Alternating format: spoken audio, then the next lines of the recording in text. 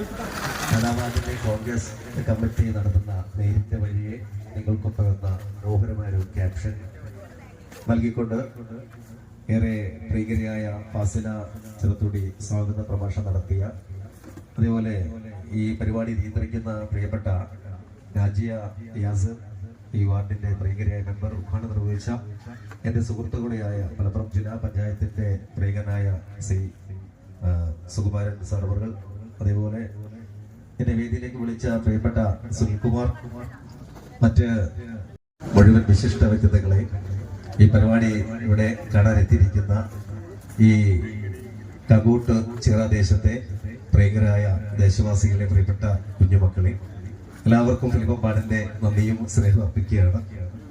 ഞാന് ഇവിടെ വന്നപ്പോൾ എനിക്ക് വലിയ സന്തോഷം തോന്നിയാണ്. നല്ലൊരു ഗ്രാമാന്തരീക്ഷം, അതിലുപരി കുറെ ആളുകള് അങ്ങനെ മനോഹരമായ ഒരു വീട്ടുമുറ്റത്ത് നല്ല ഏറെ സന്തോഷകരമായ ഒരു വേദിയിൽ ഇവിടുത്തെ നല്ല കാര്യങ്ങൾ കേൾക്കാൻ വന്നിരിക്കുന്ന വലിയ സന്തോഷമാണ്. അപ്പൊ ഇത് നമ്മളൊരു ക്ലാസ് ആയിട്ടൊന്നും ആരും ഇതിനെ കാണുമൊന്നും വേണ്ട. ഞാൻ കഴിഞ്ഞ 3 വർഷമായിട്ട് പെരിന്തൽമണ്ണയിൽ ഇവിടെ SI ആയിട്ട് ജോലി ചെയ്തു. ശേഷം ഒരു 6.5 വർഷം കൂടെ സർവീസ് ഉണ്ടായിരുന്നു. ഇപ്പൊ സർവീസിൽ നിന്ന് സ്വമേധയാ ഓൾഡ് റിട്ടയർമെന്റ് എടുത്ത് സോഷ്യൽ മീഡിയ പ്ലാറ്റ്ഫോമിൽ ഇങ്ങനെ യാത്ര ചെയ്തുകൊണ്ടിരിക്കുകയാണ്. എന്റെ കൂടെയുള്ള പലരും പറയും ഇങ്ങനെ,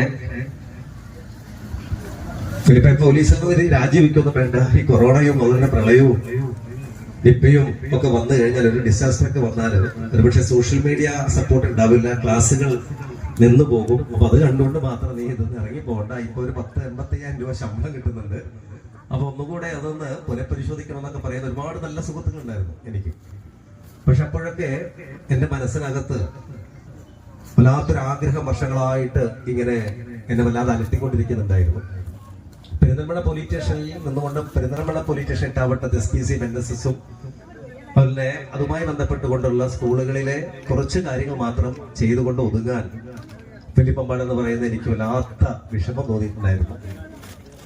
അങ്ങനെ സബ് ഇൻസ്പെക്ടർ എന്ന് പറയുന്ന പദവി ഒരുപക്ഷെ എന്റെ ഔദ്യോഗിക ജീവിതത്തിനകത്ത് ജോലിക്ക് ലൊക്കേഷൻ കഴിഞ്ഞ് പോയി ക്ലാസ് എടുക്കാൻ ബുദ്ധിമുട്ട് തോന്നിയപ്പോൾ ഒരുപാട് ഇടങ്ങളിൽ പോകണം, ഒരുപാട് കാര്യങ്ങൾ ചെയ്യണം, ഒരുപാട് കോൺക്ലേവുകളും കൺവെൻഷനുകളും ഒരുപാട് കുട്ടികളുമായിട്ട് ഇടപെടണമെന്നൊക്കെ വല്ലാത്ത ആഗ്രഹവും അതിനോട് വല്ലാത്തൊരു ഫാഷനൊക്കെ തോന്നിയപ്പോഴാണ് പോലീസ് ഡിപ്പാർട്ട്മെന്റിന്റെ ജോലി കുറച്ച് വേദനയോടുകൂടി ഞാൻ രാജിവെക്കുന്നത്.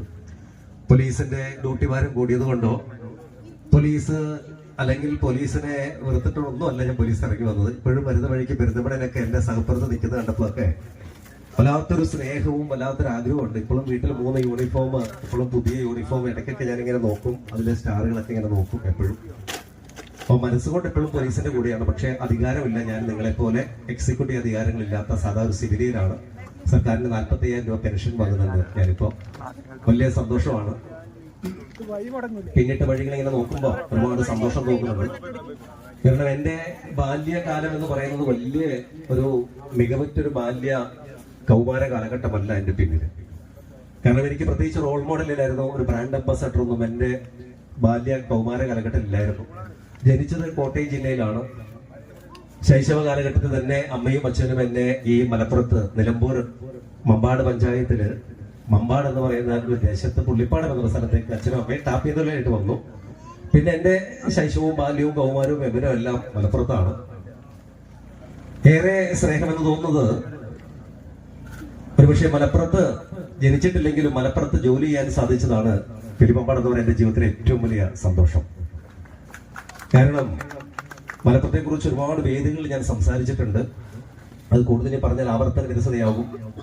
അതുകൊണ്ട് എന്നിൽ അർപ്പിതമായിരിക്കുന്ന ഒരു വിഷയം എന്ന് പറയുന്നത് ഈ ലോകം ഇന്ന് നേരിടുന്ന ലഹരി എന്ന് പറയുന്ന ദുരന്തത്തെ കുറിച്ചാണ്. ലഹരി എന്ന് കേൾക്കുമ്പോൾ നമുക്കൊക്കെ ഒരു അസ്വസ്ഥത ഉണ്ടാവാം. പക്ഷെ ഇതൊരു ഉപദേശമോ അല്ലെങ്കിൽ ഇതൊരു ബോധവൽക്കരണമോ അല്ല, ചില കാര്യങ്ങൾ ഞാൻ ഓർമ്മപ്പെടുത്തുകയാണ്. അപ്പൊ തീർച്ചയായിട്ടും പ്രധാനമായിട്ട് നിങ്ങളത് കേൾക്കണം. ഒരുപക്ഷെ ഇവിടെ ഇരിക്കുന്ന പലരും സമൂഹത്തിൽ മുഖ്യധാരയിൽ പ്രവൃത്തി എടുക്കുന്ന പല സാമൂഹ്യ രാഷ്ട്രീയ മേഖലകളുള്ളവർ, അധ്യാപകര് അല്ലെങ്കിൽ വിദ്യാർത്ഥികള്, അത്തരം ആളുകൾക്ക് ഒരുപക്ഷെ എന്റെ വാക്കുകൾ ഉപകാരപ്രദമാകട്ടെ. ഞാനും ഇങ്ങനെ യാത്ര ചെയ്ത് പോകുമ്പോ അല്ലെങ്കിൽ അമ്മയാണ്, എന്നാലും അമ്മയ്ക്ക് ബുദ്ധിമുട്ടൊന്നുമില്ല, കൈയും കാലും ഒക്കെ അനങ്ങുമൊക്കെ ചെയ്യും. അമ്മ യാത്രയ്ക്ക് എല്ലാ സ്ഥലങ്ങളൊക്കെ കൂടെ കൂട്ടാറുണ്ട്. അച്ഛൻ മരണപ്പെട്ടു പോയി. അപ്പൊ സന്തോഷമായിട്ട് മമ്പാട് വീട്ടിൽ കഴിയുന്നുണ്ട്. ഇപ്പം കുറച്ച് ഓട്ടത്തിലാണ്, അതുകൊണ്ട് ശാരീരികമായിട്ടും കുറെ ക്ഷീണങ്ങളുണ്ട്. കാരണം പല സ്ഥലത്തും പോകുമ്പോൾ വരാൻ പറ്റില്ല എന്ന് പറയാറില്ല. കഴിഞ്ഞ ആഴ്ചയിലേക്ക് തിരുവനന്തപുരം, അതുപോലെ കൊല്ലം, കൊട്ടാരക്കര ദിവസങ്ങളായിരുന്നു. കഴിഞ്ഞ 3 ദിവസമായിട്ട് ഞാൻ ടാറ്റ കണ്ണന്തേവൻ ടീ കമ്പനിയിൽ ഇവിടെ ഒരു പ്രോഗ്രാമിൽ അറ്റൻഡ് ചെയ്യായിരുന്നു മൂന്നാറിൽ. അത് കഴിഞ്ഞാണ് ഇന്നലെ ഞാൻ തരകൻ സ്കൂളിലെ പ്രോഗ്രാമാണ് നമ്മുടെ വന്നു. അപ്പൊ ഞാൻ പറഞ്ഞു വരുന്നത്, ഓരോ ഇടങ്ങളിൽ പോകുമ്പോൾ പല അമ്മമാരും പറയുന്ന സങ്കടങ്ങൾ, പലരും ഫോണിൽ വിളിച്ച് പറയുന്ന ആകുലതകളും വേദനകളെല്ലാം വല്ലാതെ അലട്ടുന്നുണ്ടായിരുന്നു. ഈ ആകുലതകളും വേദനകളും ഒക്കെ എന്റെ വലിയൊരു പൂർത്തീകരണത്തിനായി ഞാൻ മാറ്റി വെക്കുകയാണ്. 2030 മലപ്പുറം ജില്ലയിൽ ഏറ്റവും ഉയർന്ന രീതിയിലുള്ള സൂപ്പർ സ്പെഷ്യാലിറ്റി ഹോസ്പിറ്റൽ എന്റെ അമ്മയുടെ പേരിൽ പണിയണമെന്ന് വലിയൊരു ആഗ്രഹമുണ്ട് എനിക്ക്. അപ്പൊ അത് ലാൻഡൊക്കെ എനിക്ക് കിട്ടിയിട്ടുണ്ട്. ഏകദേശം 3 ഏക്കർ ലാൻഡ് കിട്ടി. സോഷ്യൽ മീഡിയ പ്ലാറ്റ്ഫോമിലൂടെ കിട്ടുന്ന ഏകദേശം ഒരു 8 ലക്ഷത്തോളം പ്രതിമാസം ഞാൻ സമ്പാദിക്കുന്നുണ്ട്. സോഷ്യൽ മീഡിയ മോണിറ്റേഷൻ 6 ലക്ഷത്തോളം ഫോളോവറുള്ള ഒരു പേജ് ഉണ്ട്. നല്ല റീച്ചുള്ള പേജാണ്. നിങ്ങളും എന്നെ കാണുകയും കേൾക്കുകയും ഷെയർ ഒക്കെ ചെയ്യണം. വീണ്ടും ഞാൻ പറയുന്നതൊന്നും എനിക്ക് ആർഭാടം ഇത് നയിക്കാനുള്ളതല്ല. ഞാൻ എന്റെ പെൻഷൻ കൊണ്ട് സന്തോഷമായിട്ട് ജീവിക്കുന്നുണ്ട്. പിന്നെ മോട്ടിവേഷൻ മേഖലയിൽ വിദേശ രാജ്യങ്ങളിൽ പോയാൽ നല്ല സംഖ്യ ഞാൻ ചോദിച്ചു വാങ്ങാറുണ്ട്. പല വേദികളിലും ഞാൻ റെമുനറേഷൻ ചോദിച്ചതിനെ വാങ്ങുന്ന സ്റ്റേറ്റ് ബാങ്ക് പിന്നീട് അക്കൗണ്ട് വഴിയാണ് പൈസ വാങ്ങാറ്. ഓഡിറ്റബിൾ അക്കൗണ്ടാണ്. അപ്പൊ ഇതിനെല്ലാം ഒരു പൂർത്തീകരണം 2030 സ്വപ്നം കണ്ടുകൊണ്ടിരിക്കുകയാണ്. തീർച്ചയായിട്ടും നിങ്ങളുടെ പ്രാർത്ഥനയും ഒക്കെ ഉണ്ടാവണം. ഇനി കാര്യത്തിലോട്ട് വരാൻ നമുക്ക് ഇവിടുന്ന് പറയാൻ പോകുന്ന കാര്യങ്ങളൊക്കെ ഇനി ഒരു വർത്തമാനം പറച്ചിലാണ്. ഇനി ഒരു ക്ലാസ് ആയിട്ട് ഒന്നും ഇതിനെ കാണുമൊന്നും വേണ്ട. അപ്പൊ ഈ ചർച്ചയിൽ, ഈ സംഭവത്തിൽ പങ്കെടുക്കുന്നതിൽ എത്ര പേര് ചായ കുടിക്കാത്തവരുണ്ട്? കൈവെക്കാം. ചായ കുടിക്കാത്തവർ ആത്മാർത്ഥമായിട്ടോ ചായ കുടിക്കാത്ത എത്ര പേര്? 4, 5, 6, 7, 8, 9 പേര് കൈതാത്തിട്ടുള്ളൂ. 9 പേര് ചായ കുടിക്കാത്തവരുണ്ട്. ഈ ചായ എന്ന് പറയുന്നത് കേട്ടോണ്ടേ രസകരമായ സംഭവം പറയുന്നത്, ഈ ചായ ഉണ്ടാക്കാനാണ് നമ്മുടെ വീട്ടിൽ രാവിലെ നമ്മൾ എഴുന്നേറ്റ് അടുപ്പ് കത്തിക്കും, സ്റ്റൗ കത്തിക്കും, പാത്രം വെക്കും, വെള്ളം ചൂടാക്കും, പഞ്ചസാര ഇടും, ചായപ്പൊടിയിട്ട് പഞ്ചാര ഇട്ട് പാലൊഴിച്ച് അല്ലെങ്കിൽ കട്ടൻ ചായ പലിച്ച കുടിക്കുകയൊക്കെ ചെയ്യും. ചിലർ കാപ്പി കുടിക്കും. ഈ ചായയും കാപ്പിയും ഒരു മനുഷ്യന്റെ ബ്രെയിനിൽ ഉണ്ടാക്കുന്ന സ്റ്റിമുലേഷൻ എന്ന് പറയുന്നത്, ഉത്തേജനം എന്ന് പറയുന്നത് 10%. അമ്മമാരൊക്കെ കേട്ടോണം കേട്ടോ. 9 പേര് ചായയും കാപ്പിയും കുടിക്കാത്തവർ വേദിയിലുണ്ട്. ബാക്കി എല്ലാവരും ചായയും കാപ്പിയും രാവിലെ വൈകുന്നേരം കുടിക്കുന്നവരാണ്. ഈ ചായ ഒരു മനുഷ്യന്റെ ബ്രെയിനിൽ ഉണ്ടാക്കുന്ന സ്റ്റിമുലേഷൻ ആണ് 10%, 10% ആണ്. World drug control society, national drug control സൊസൈറ്റിയും ഇതിനെ എക്സ്പ്ലെയിൻ ചെയ്ത് ഇങ്ങനെയാണ്. എന്നാൽ തൊട്ടടുത്ത് കേട്ടോ, സിഗരറ്റ്, നിക്കോട്ടിൻ. ഈ സിഗരറ്റ് ഒരു മനുഷ്യന്റെ ബ്രെയിനിൽ ഉണ്ടാക്കുന്ന സ്റ്റിമുലേഷൻ 200%. 200%. ചായ എത്ര പറഞ്ഞേ? 10. അപ്പൊ സിഗരറ്റ് ഒരു മനുഷ്യന്റെ ബ്രെയിനിൽ ഉണ്ടാക്കുന്നത് 200%. 200. ഇനി നെക്സ്റ്റ് കേട്ടോണം. അടുത്ത് ആൽക്കഹോൾ, മദ്യം. ഒരു മനുഷ്യന്റെ ബ്രെയിനിൽ ഉണ്ടാക്കുന്ന സ്റ്റിമുലേഷൻ 800 to 1500. 800 മുതൽ 1500 വരെ ഒരു മനുഷ്യന്റെ ബ്രെയിനിൽ മദ്യം സ്റ്റിമുലേഷൻ ചെയ്ത് ഉത്തേജിപ്പിക്കുന്നുണ്ട്. ഇനി അടുത്ത് ഹാൻഡ്സ്, കൂൾ, പാൻപരാഗ് ആൻഡ് കഞ്ച. ഇത് ഒരു മനുഷ്യന്റെ ബ്രെയിനിൽ ഉണ്ടാക്കുന്ന സ്റ്റിമുലേഷൻ 2000 മുതൽ 3000 വരെ, 2000 to 3000 ആണ്. ചായ എത്രയാ? 10. ഇനി അടുത്ത സ്റ്റെപ്പ് കേട്ടോണോ. സൈക്കോട്രോപിക് സബ്സ്റ്റൻസ് ആയ MDMA, pethidine, heroin, brown sugar, hashish oil പോലുള്ള അതിതീവ്രമായ സിന്തറ്റിക് ഡ്രഗ് കാറ്റഗറിയിലെ 17 പരം സൈക്കോട്രോപിക് സബ്സ്റ്റൻസുകൾ ഒരു വ്യക്തിയുടെ, ഒരു മനുഷ്യന്റെ ബ്രെയിനിൽ ഉണ്ടാക്കുന്ന സ്റ്റിമുലേഷൻ ആണ് 3000 to 6000 ആണ്. 3000 മുതൽ 6000 വരെ മനുഷ്യന്റെ ബ്രെയിനെ സ്റ്റിമുലേറ്റ് ചെയ്യപ്പെടുന്നുണ്ട്. ചായ എത്രയാ? 10%. ആ ചായ നിർത്താൻ നമുക്ക് പറ്റണില്ല. ഒരു യാത്ര ചെയ്ത് പോകുമ്പോ നമ്മൾ ഉറക്കം മാറ്റാൻ വണ്ടി നിർത്തി ഒരു സുലൈമാനി കുടിക്കുമ്പോൾ ഉണ്ടാകുന്ന നമ്മൾ അറിയാത്ത ഒരു സ്റ്റിമുലേഷന്റെ ശതമാനമാണ് 10%. സിഗരറ്റ് 200, മദ്യം 800, 1500 വരെയും, അതേപോലെ ഹാൻഡ് സ്കൂൾ, പാൻപരാഗ് പോലത് 2000, 2000 മുതൽ 3000 വരെയും.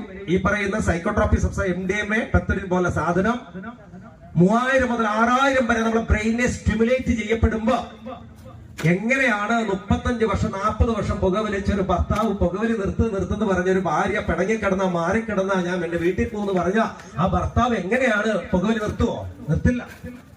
ഒരു ശബരിമലയ്ക്ക് മാല ഇട്ട് കഴിഞ്ഞാൽ 40 ദിവസം വ്രതത്തിന് മാലയിടും. അങ്ങ് ശബരിമലയിൽ പോയി വന്നിട്ട് ആ മാല ഒരിയാലും ത്തിലേക്ക് തിരികെ വരുമെന്ന് പറയുന്നിടത്താണ് ഒരു നല്ല ചിന്തയുള്ള ഒരു കൂട്ടം മനുഷ്യൻ വസിക്കപ്പെടുക. ഇവിടെ ഞാൻ പറഞ്ഞു ചായ നിർത്താൻ നമുക്ക് പറ്റണില്ല. പിന്നെ എങ്ങനെയാണ് ഈ പറയുന്ന 3000 മുതൽ 6000 വരെ ബ്രെയിനെ സ്റ്റിമുലേറ്റ് ചെയ്യപ്പെട്ട MDMA പോലുള്ള അതിതീവ്രമായ സൈക്കോട്രോപ്പി സബ്സ്റ്റൻസ് ഉപയോഗിച്ച ഒരു വ്യക്തി നാട്ടിലുണ്ടെങ്കിൽ എങ്ങനെ അവനെ ഒറ്റപ്പെടുത്തിയാൽ പോലീസിനെ കൊണ്ട് പിടിപ്പിച്ചാലോ എക്സൈസ് ഒന്ന് ഉപദേശിച്ചാലോ ഒരു ക്ലാസ് എടുത്താലോ അച്ഛനമ്മ വീട്ടിൽ നീ കയറണ്ടെന്ന് പറഞ്ഞാലോ എങ്ങനെയാണ് ആ മകൻ ഇല്ല എങ്ങനെയാണ് ആ വ്യക്തി ഈ പറയുന്ന MDMA ഞാൻ നിർത്തി എന്ന് പറഞ്ഞ് അവൻ നിർത്തുവോ? ഇല്ല. കാര്യം എന്താ? 3000 മുതൽ 6000 വരെ ബ്രെയിനെ സ്റ്റിമുലേറ്റ് ചെയ്യപ്പെട്ടിട്ടുണ്ട് ആ രാസപദാർത്ഥം, ആ സിന്തറ്റിക് ഡ്രഗ്സ്. അപ്പൊ ഇവിടെ ഇതിന് പരിഹാരം എന്താ? ഇതാണ് കഴിഞ്ഞ 6 മാസങ്ങൾക്ക് മുമ്പ് ഡൽഹിയിൽ നടന്ന വേൾഡ് ആന്റി ഡ്രഗ് കൺവെൻഷനിൽ ഡോക്ടർ ദീപക് ചോപ്രയുടെ പ്രഭാഷണങ്ങൾ അദ്ദേഹം എടുത്തു പറയുന്ന ഏറ്റവും അടിവരയിട്ട് പറയുന്ന കാര്യം ഈ ശതമാനക്കണക്കാണ്. ഈ ശതമാനക്കണക്ക് പൊതുസമൂഹം മനസ്സിലാക്കിയിട്ടില്ല. അതുകൊണ്ട് നമ്മൾ പണ്ട് കണ്ട മുറുക്കാനും ബീഡിയും മൂക്കുപ്പൊടിയും ഒന്നും അല്ലെന്നത്തെ ലഹരി. പണ്ട് നമ്മൾ ചെറുകരെ പോയി കഴിഞ്ഞാൽ ഗേറ്റിന്റെ അവിടെ 2-3 കട മാത്രം ഉണ്ടാവും. 3 കടയിൽ മുറുക്കാൻ കൊടുക്കും പണ്ട്.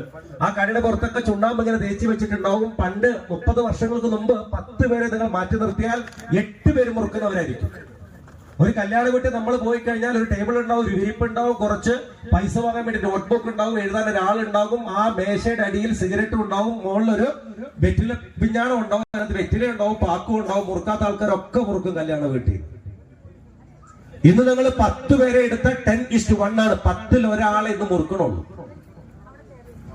ഇന്ന് നിങ്ങൾ 10ൽ 2 പേരെ പുകവലിക്കാരെ കാണാറുള്ളൂ. അത് ബീഡി മാറി സിഗരറ്റിലേക്ക് വന്നു. 10:2 പുകവലി, 10:3 മദ്യം ഉപയോഗം, 10:4 ഈ പറയുന്ന കഞ്ചാവ് പോലുള്ള സൈക്കോട്രോപ്പി സബ്സ്റ്റൻസിന്റെ കാറ്റഗറീസ് ആണ്. 10ൽ 4 പേർ എക്സ്പെഷ്യലി യങ്സ്റ്റേഴ്സുകൾ ഈ ഹാൻഡ്സും കൂളും സ്റ്റിക്കറും കഞ്ചാവ് ഉപയോഗിക്കുന്നു. 10:5 MDMA. 10ൽ 5 പേർ MDMA ഉപയോഗിക്കുന്നു പറഞ്ഞാൽ ഈ പറയുന്ന മലപ്പുറത്തോ അല്ലെങ്കിൽ നമ്മുടെ ചെറുകര ദേശത്തല്ല അത് ടാർഗറ്റ് ചെയ്യണം.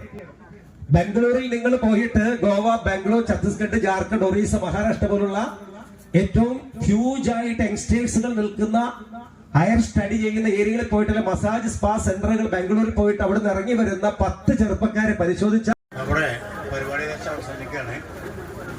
ആദ്യമായി നന്ദി പറയുന്നത് ഈ പരിപാടിക്ക് അധ്യക്ഷ വഹിച്ച രാജ്യ, അതേപോലെ ആശംസർപ്പിച്ച ഭാരതിയൊപ്പ, ഈ പ്രൗഢോജ്വലമായ സദസ്സിനെ അഭിമുഖീകരിച്ചുകൊണ്ട് സംസാരിച്ച ഫിലിപ്പ് മമ്പാട് സാറ്.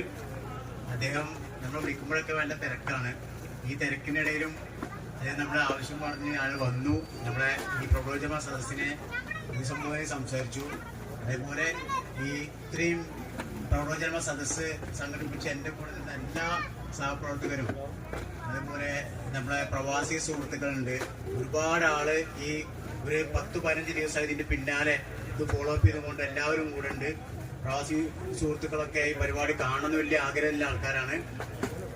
എല്ലാ വിധത്തിലുള്ള സഹായങ്ങളും സാമ്പത്തികമായിട്ടും എല്ലാ സഹായങ്ങളും അവർ ചെയ്തു തന്നിട്ടുണ്ട്. അതുപോലെ ഈ മൈക്ക് ആൻഡ് സൗണ്ട് മറ്റുള്ള എല്ലാ സൗകര്യങ്ങളും ചെയ്തു തന്ന എല്ലാവർക്കും ഈ ഒരിക്കൽ കൂടി നന്ദി പറയുന്നു. സംഘടനയ്ക്ക് വേണ്ടിയിട്ടും എൻ്റെ വ്യക്തിപരമായിട്ടും എല്ലാവിധ നന്ദിയും കടപ്പാടും അറിയിക്കുന്നു. ഈ പരിപാടി കൂടി അവസാനിപ്പിക്കുന്നു.